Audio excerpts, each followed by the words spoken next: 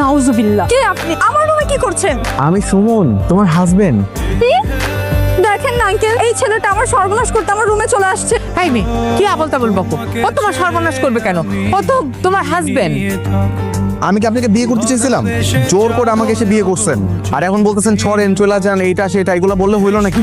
আমি কি রেস্টুরেন্টে সালাদ মন চাইলে খাইলেন, না মন চাইলে ফালাই দিলেন? আশেপাশে কেউ নেই, এটাই পালানোর সুযোগ।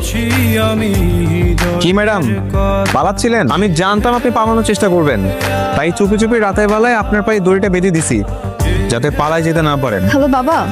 বল। বাবা, আমার তো ভুল হয়ে গেছে। এই সুমন তো ওই সুমন না, আমি তো ভুল সুমনকে বিয়ে করে ফেলেছি।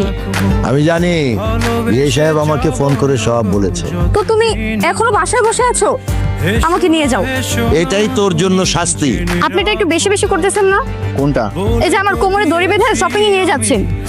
দেখেন, আমার নিজের এরকম কোনো ইচ্ছা ছিল না যে নিজের বিয়ে করা বউকে এরকম ভাবে দড়ি বেঁধে তারপর পুরো ঢাকা শহর ঘুরে বেড়াবো, কিন্তু কিছু করার নেই এখন। তাহলে ঘুরছেন কেন? খুলে দিন। আমি এটা খুলে দিই আর আপনি এখান থেকে পালিয়ে যান, তাই তো? আমার ছেলে সাইকো না, এটার নাম ভালোবাসা। যে স্বামী তার স্ত্রীকে যত বেশি ভালোবাসে, সে তার তত কাছে থাকতে চায়। সুমনকে দেখো না, তোমাকে এত ভালোবাসে যে সারাক্ষণ তোমার পাশে থাকতে চায়। আমি কি আপনার সাথে ওয়াশরুমে যাবো নাকি? হ্যাঁ যাবেন, সমস্যা কি? না না, সমস্যা আছে, কিন্তু আমি তো আপনাকে একা রেখে যেতে পারবো না, আপনি তো পালাবেন। আরে আমি কেন পালাবো? আমি তো আপনার কোর্স মেনে গেছি। এটা কাজ করেন, এই দড়িটা আমার কাছে দেন, আপনি আপনার কাজ সেরে আসেন, আমি এখানেই আছি। বাবা বুঝতেছ না কেন? আমি আসল সুমনকে ভালোবাসি, ওই সুমনকে না। আমি ওর সাথে সংসার করতে পারবো না। তো আমিও তো অনেক মেয়েকে ভালোবাসতাম, কিন্তু বিয়ে তো করেছি তোর মাকে। আমার কি সংসার হয়নি?